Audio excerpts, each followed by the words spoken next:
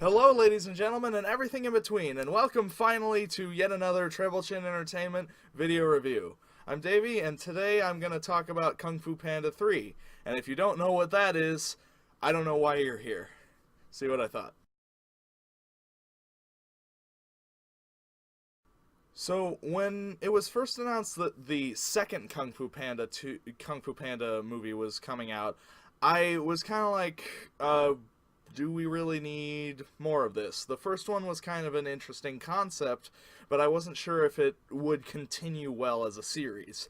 And it proved me wrong in a very interesting way, because each one of these movies has kind of introduced a new problem for Poe to overcome. It kind of introduces an interesting part of the world and a new thing for him to, like, a new insurmountable thing for him to overcome, and further himself as a hero and as a person.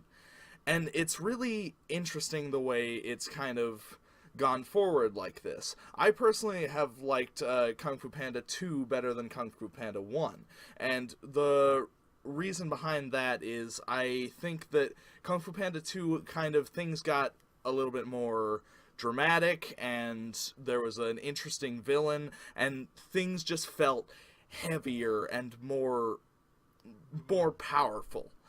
And Kung Fu Panda 3 was kind of looking like it was going to offer sort of the same kind of formula as Kung Fu Panda 2 did, but it didn't, and that's not a bad thing. First off, offering the same kind of formula as the previous sequel kind of would make the formula go a little bit stale. And this movie, while it does offer a devastating and scary villain for Poe to overcome, it doesn't put that at the forefront. It more focuses on his new relationship with his long-lost father and his understanding of what it is to be who he truly is. What it is to be a panda, and how that he fits in with the panda culture, and how that can also mix with his what he's learned with the Furious Five and back in the Valley of Peace. It's very, very interesting the way the dynamic kind of comes together and blends together, and how the conflict doesn't really come from the actual conflict. It comes from within.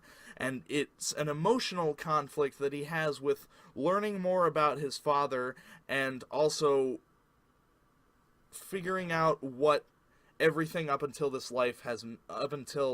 point in his life has kind of meant to him. It's very, very well done.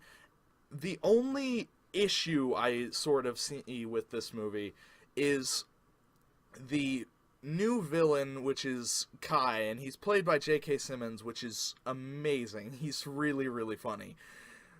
But the issue with Kai is he's a very underdeveloped character, and he's kind of lazily cobbled together as a villain. Like, he comes in, and they sort of make jokes about the fact that he's never really existed before in the universe up until this point. He shows up, and he's like, "Kai has returned!" And there's a couple of farmers there with him, and they're like, "Who? What are you talking about?" And everybody who hears about him as he's coming towards them doesn't really know who he is, and they figure out his backstory, but even once they figure out his backstory, it's kind of just there. It's not really important, but that would have almost killed the movie for me, but it doesn't, because it focuses so much about the emotional journey, and him mastering what he needs to master, and becoming what the Dragon Warrior truly is, and figuring out what that means for him, and also what that means for everybody else, and figuring out his role in the universe. Because up until this point, he's kind of just seen himself as the hero that goes around and beats up the bad guys, and that's the end of it. But the movie kind of focuses on figuring out what his true role as the Dragon Warrior is.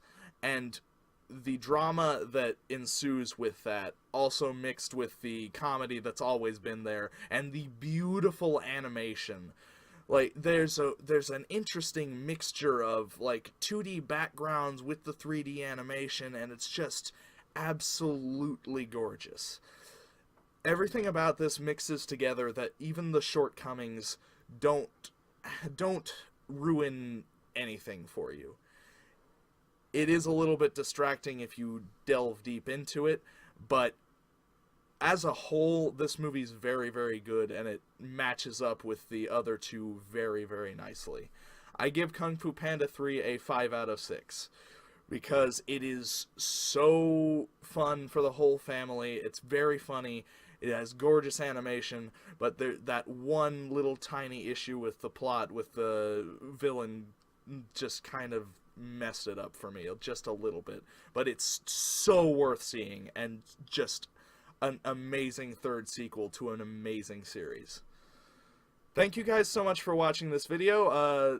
Let me know what you thought down in the comments below, and leave a like if you liked it, and leave a dislike if you didn't. Don't forget to subscribe to our channel, and share on Facebook, and do all that fun stuff. Let me know what you thought of Kung Fu Panda 3 if you've seen it, and if you haven't, let me know what you thought of my review. Thank you guys so much for watching. Take it easy.